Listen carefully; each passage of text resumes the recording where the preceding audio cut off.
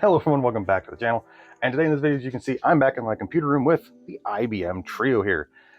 And that's because today in this video, we're going to be cracking into the 5160 here and hopefully seeing if we can get this low level formatted and then formatted correctly to install DOS. And I say hopefully because as you remember from the previous video with the 5160 here, this drive was exceptionally noisy.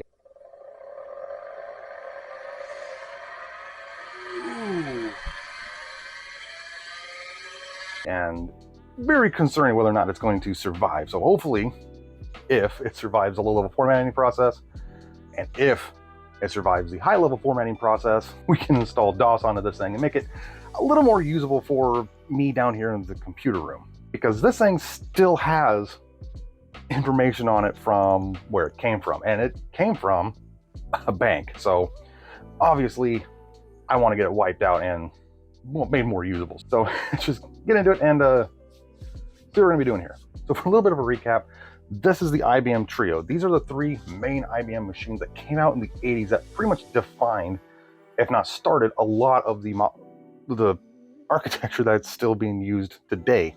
The original 5150, the 5160, and the 5170, the PC-AT. And a couple months ago, I restored the PC-5160 here, which was the final one of the trio that I hadn't restored yet. And during that video, there was quite a few surprises, including the original ST-412 Seagate hard drive that was in this chassis still worked.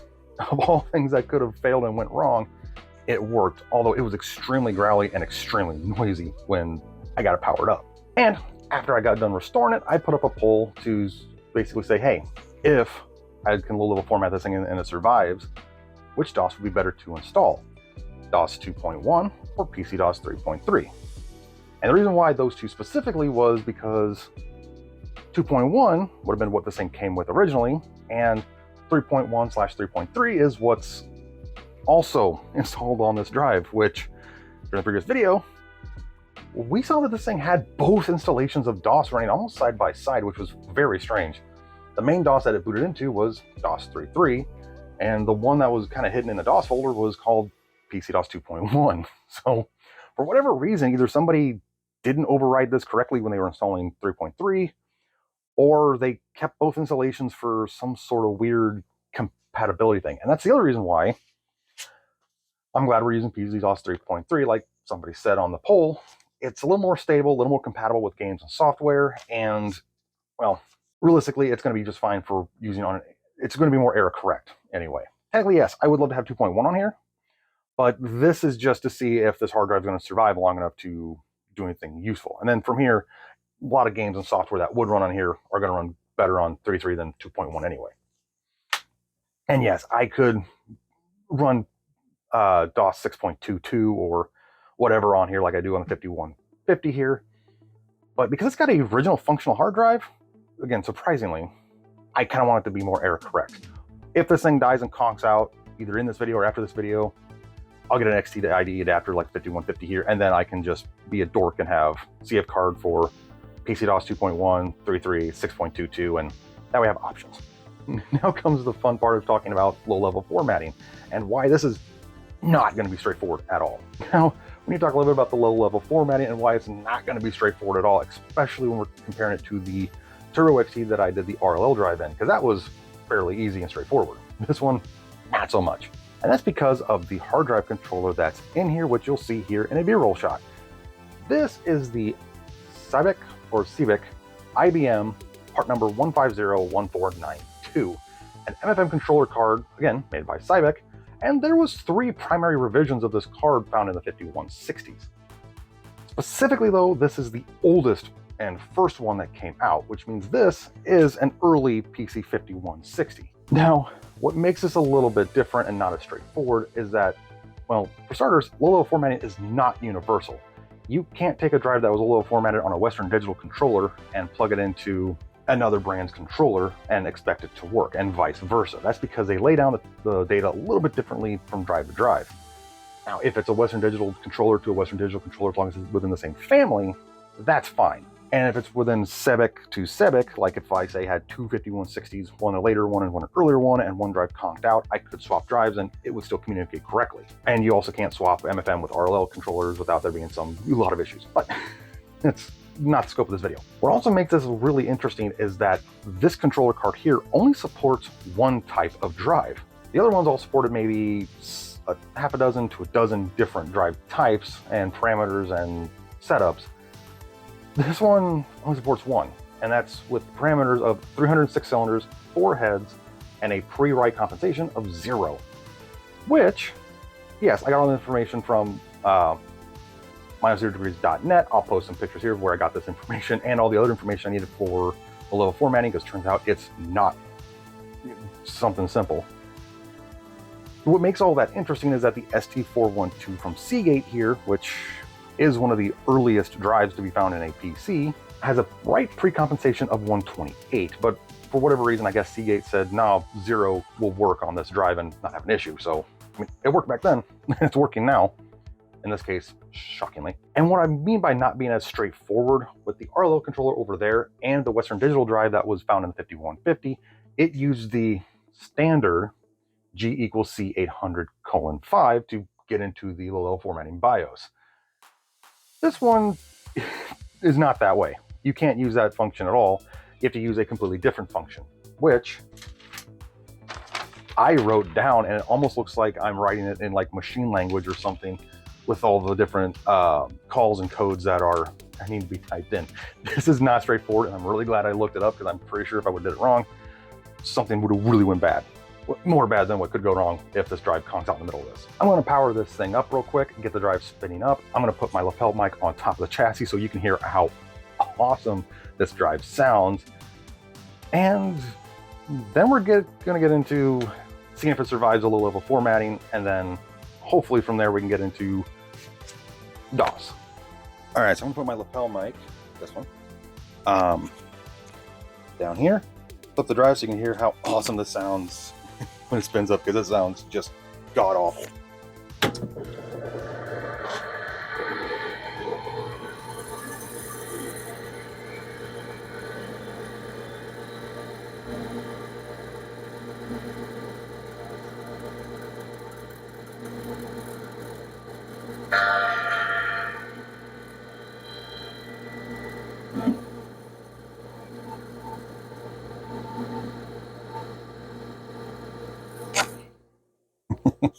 Doesn't that sound awesome? Okay, let's start the process of low-level. Ooh, hold on. It makes this. Yeah, it makes that noise too, but it runs fine. Like, the noise doesn't increase or decrease with the activity light. So we have a main menu here. IBM Writing Assistant, Lotus 123, Professional Write Word Processor, and Filing Assistant. I've gone through this hard drive.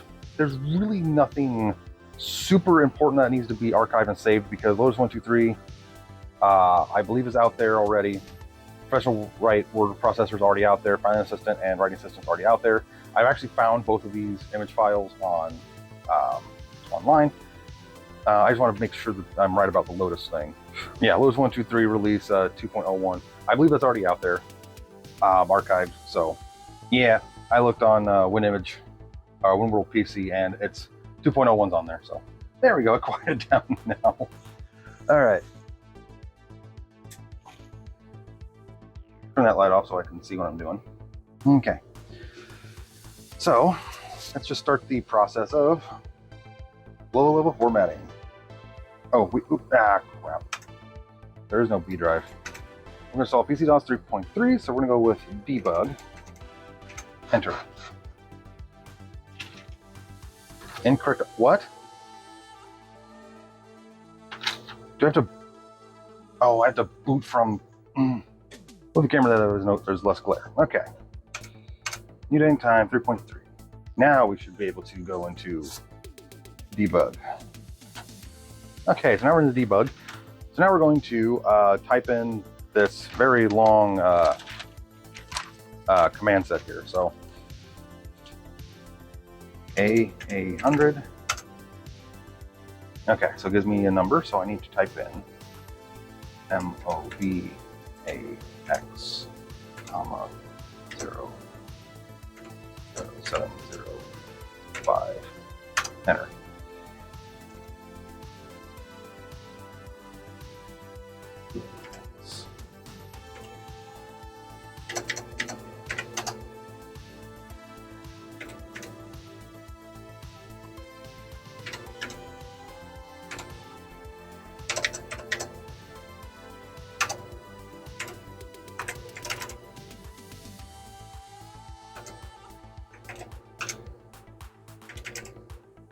Three, and enter.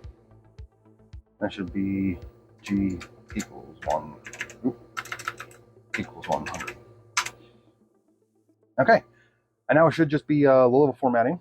So kind of typing this stuff in kind of reminded me of like AJ Forgotten Machines, Usagi Electric, and all them typing in like the special instruction commands on like Centurions and PDPs. That's what this kind of reminded me of. So yeah, even though I'll probably never have a PDP 11 or anything in my collection because, well, there's a long explanation as to what's going on with that. But yeah, we're gonna let this run a little format, and when we come back, I should be able to go into the next step, which is even more instructions to type in. Okay, so I got done with the first stage, and I'm actually comparing it to a screenshot I took off my 0degrees.net. This should say AX equals 0000, which it does. These offsets should be here, and then this over here should say NC, which it does, which means we got the go-ahead for continuing. If it would have said anything else over here, then I'd have to restart over because there would be an issue with the drive, but the drive seems to be healthy so far. Now I think we continue on with zeroing the data, which we need to do. So it's F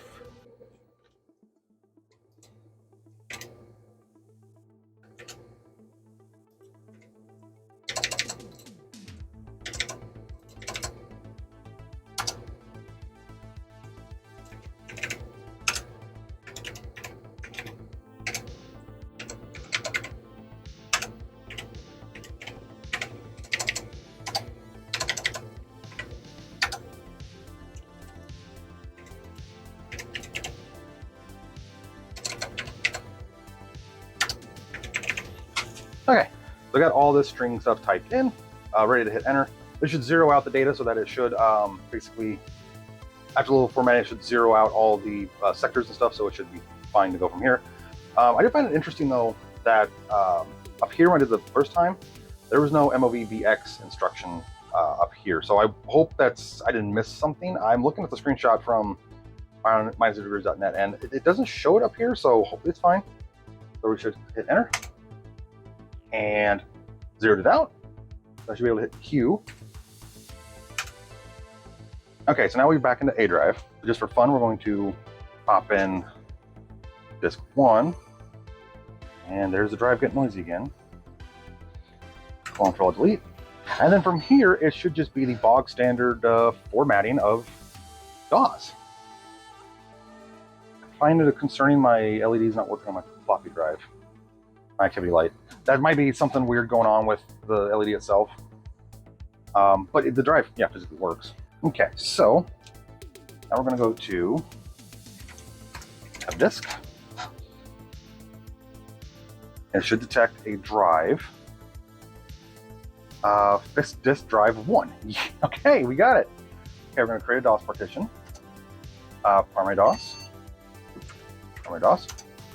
Do I wish to make the full use? Yes. This will now restart. Insert DOS in the yes.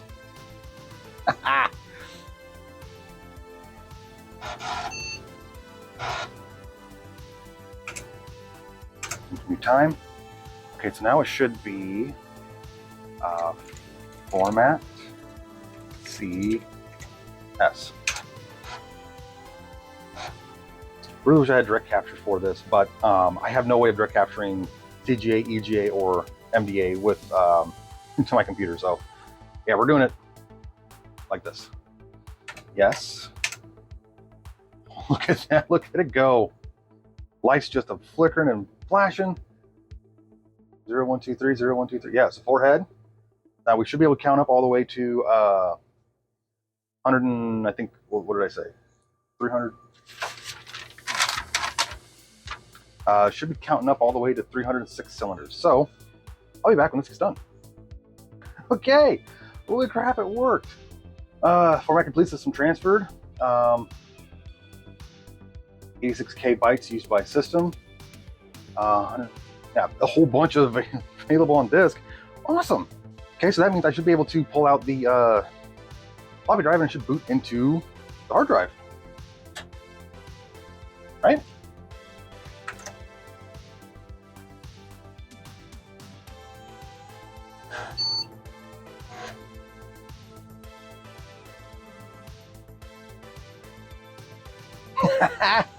Yes. Yes. Oh, that is awesome. I have a booting, actually quick booting, C drive. So let's see if we get the rest of DOS installed and go from there. Make directory DOS, okay.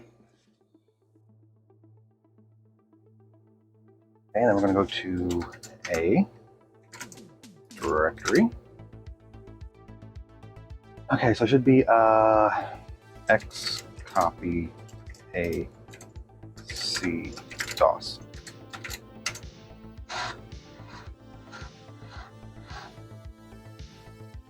What? There we go.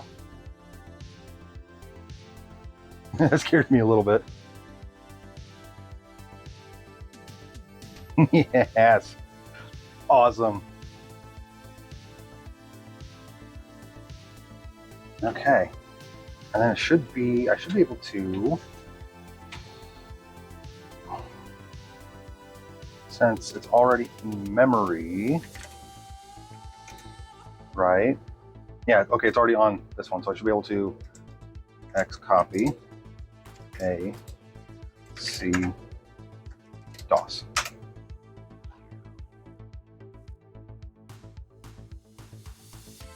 Yes. Awesome. This is working. I was not expecting it to get anywhere close to this far. But that drive sounded so much better. I mean, listen. Yeah, that's once in a while it makes a little noise. I think it's good. All right. Now we have let's reboot. Yes.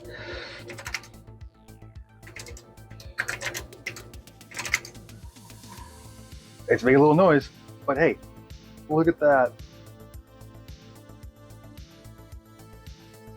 Yeah, look at this. We have 105 total byte, 105, what is that? We have 10 million total bytes. We have 56K bytes in hidden files, 4K bytes in one directory, with 9 million bytes available left on disk, with a total available memory of, yeah, awesome. I have a functional DOS installation of PC.33. This is what I wanted to have done with the 5150, but no, I didn't want to work with the XE IDE. All right, let's see if we can get a game installed. So we're going to make directory games. Good. I just realized I don't know if I can.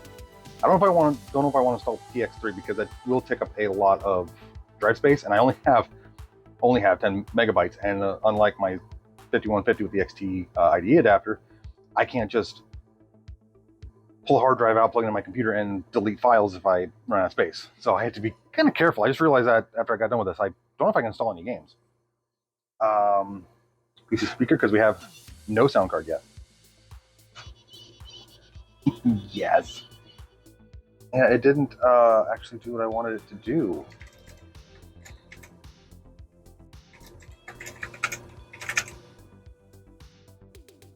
Okay, so it accidentally made a games folder in the DAWs folder, so I'll see if I can fix that later. So from here, we're going to make directory games.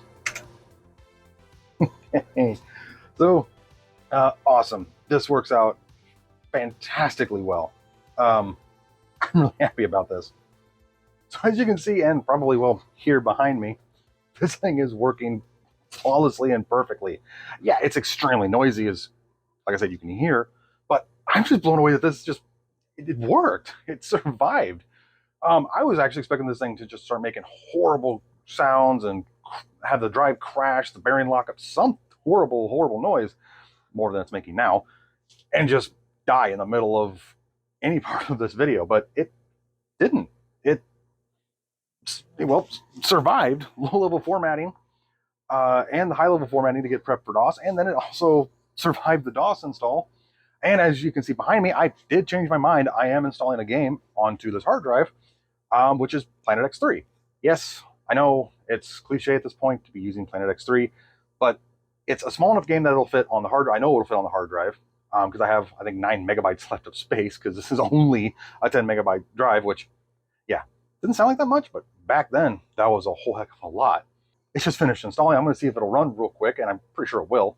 And I also want to make sure it's in the right spot. If not, I'll have to just reformat this drive, reinstall DOS 3.3, and try again. Because unlike the 5150's CF card, I can't just plug this into a computer upstairs and move files around. So hopefully everything just works.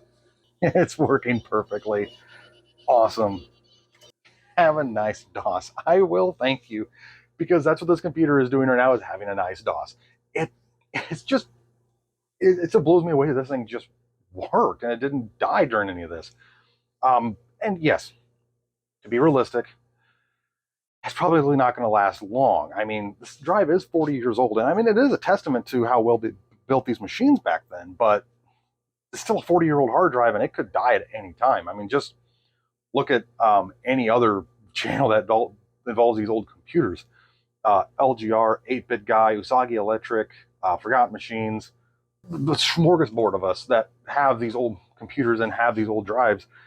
The failure rate on these is actually fairly high, considering what they are. So no, I'm not, I don't have delusions of grandeur that this drive's going to last the next 2 or 3 years. It's more than likely not going to survive a few more months. But until it does die, I'm going to be using it as I can.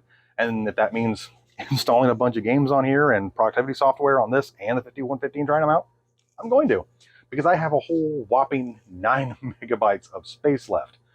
Which, yeah, I said earlier I wasn't too keen on installing games because I didn't know how much space they were going to take up. But then I kind of realized a lot of these games fit on, during this time, 360K and 320K, and some games fit on 180K files. So realistically, I can install a whole crap ton of mid-80s DOS games on here and realistically not run out of room, because I actually have no idea how much room was left on the original installation of all that stuff. I completely forgot to check. And yes, before I actually fully pulled the trigger on the little format, I did research every part of software that was on there. It's all archived by other people and other places. Nothing got lost. It just had a bunch of bank information on there, and even though I didn't find any personal information, I just feel better if I would have just purged it, wiped it, and made it more usable for my purposes down here. Now that it's working, what's the future plans for this thing?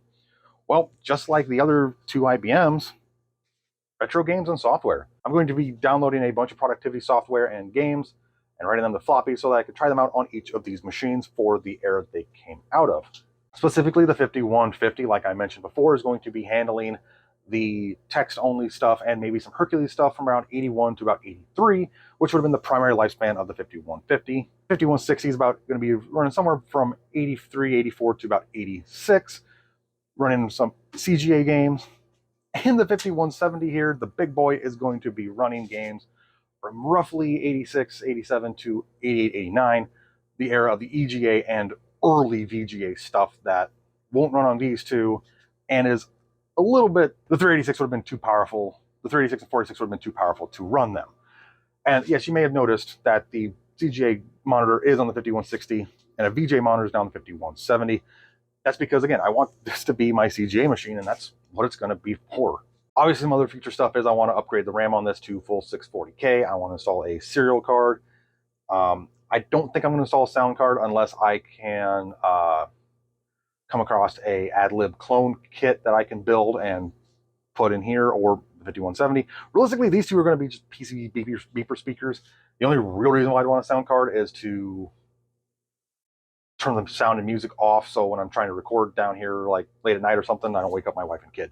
But that's way future project stuff. And I'm also going to be trying to get a printer hooked up to this, because I do want to, now that I have, since I got one working with the 5150 and the Turbo XT with that electric typewriter printer combo thing, I do want to try and see if I can mess around with that on this machine in some way, shape, or form. And I do have a plan for that. And that is this Texas Instruments dot matrix impact printer. Yeah, you've seen this in previous videos. It's heavily destroyed and rusted and corroded. I don't know if it's ever going to work, but it is a serial and parallel based printer, which kind of does fit the aesthetic of these two machines. So if I can get it to work with these two machines here, I'd be happy. So with that being said, thank you all so much for watching this video. I really hope you enjoyed being on the edge of your seat, seeing if this thing was going to give its final screech of death during the middle of all this, and breathe a sigh of relief with me when it actually survived long enough to install DOS 3.3. Obviously, like I said, in the future, this is going to be getting an XT IDE device, and there's going to be at least 3 CF cards for it, just like there's going to be that for the 5150. DOS 2.1, DOS 3.3, and DOS 6.2.2. That way I have compatibility and error correct operating systems, and so that way it's easier for me to swap files in and out, because this, even though it's a floppy only machine, it has a CF card so that I can install files and such. This one technically is floppy only because that's the only way for me to get data to and from it. I do want to see if I can install some sort of transfer terminal software onto this with a serial card, so I can copy stuff from this to the 5150 CF card, and then I can just have a way to transfer data and files, you know, faster and easier than writing 360K floppies, because my grease weasel is going to get a workout if that's going to be the case. If you have any thoughts or comments about any of the stuff that I did down here in the video, if you have any questions about the 5160 itself, or the hard drive, or the controller card, or why I decided to do this instead of just installing an XT IDE adapter, put it down in the comments, because I'd love to respond to them. And again, be on the lookout for a lot more PC projects here in the future, especially involving the 3 IBMs here, because I want to get all of these set up correctly and stuff down here so that they can all be properly displayed and used. So with that being said, again, thank you for watching the video. I really hope you enjoyed it, and I'll see you in the next one. Thanks for watching.